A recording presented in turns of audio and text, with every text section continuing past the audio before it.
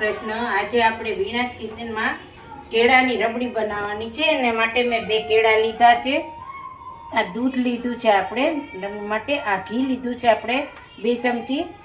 આ 2 ચમચી આપણે ડ્રાય ફ્રૂટ લીધા છે અને આપણે આ 2 ચમચી સાકર લીધી છે। કેળા છે એટલે આપણે ભાવ સાકર નથી લેવાની।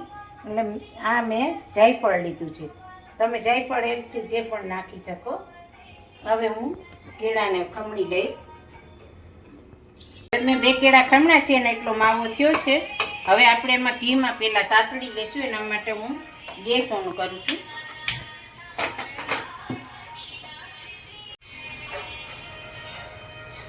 આપણે 2 ચમચી ઘી લઈશું।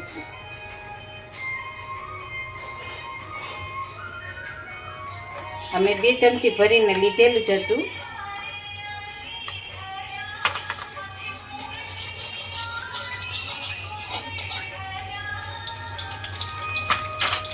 હવે આપણે એમાં કેળા સાતળી લઈશું।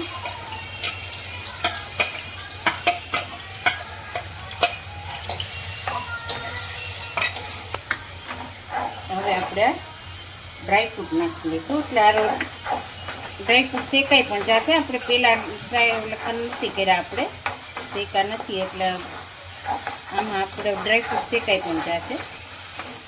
છેલ્લે આપણે દૂધ એડ કરવાનું છે। હવે હું દૂધ એડ કરી આમે એના માટે પૂર્ણ વાટકો લીધો છે દૂધ। હવે આપણે જરૂર પૂરતું નાખશું।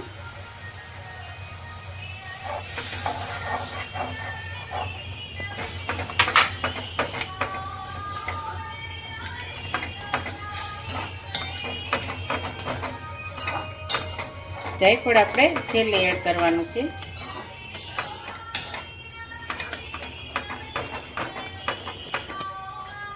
અમે પોણ વાટકો દૂધ લીધું હતું હું તો એ મેં બધું એડ કરી દીધું છે।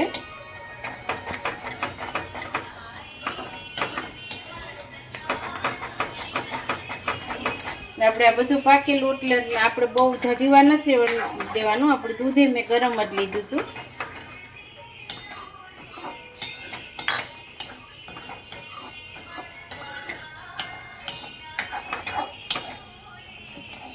હા, આપણી કેળાની રબડી આવી રીતે થાય છે ને બહુ ખાવામાં પણ સ્વાદિષ્ટ લાગે છે।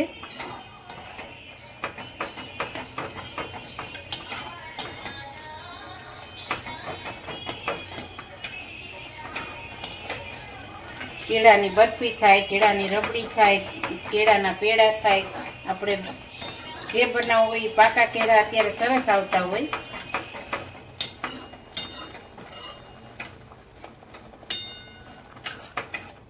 કેળા ન ભાવતા હોય કોઈને તો આવી રીતે કરીને આપું તો ખાઈ શકે અને સરસ લાગે। હવે આપણી આ તૈયાર છે।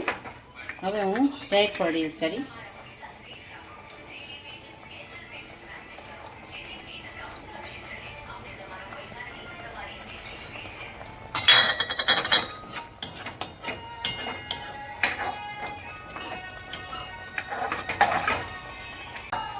આ કેળાની રબડી આપણે કણીદાર તૈયાર। ઉપર આપણે અડધી ચમચી ઘી લેશું। સરસ આનો ટેસ્ટ આવે છે। તો તૈયાર છે આપણે કેળાની રબડી। તમે પણ બનાવજો ને તમને કેવું લાગ્યું એ કોમેન્ટ કરજો, લાઈક કરજો, શેર કરજો અને સબસ્ક્રાઈબ કરજો।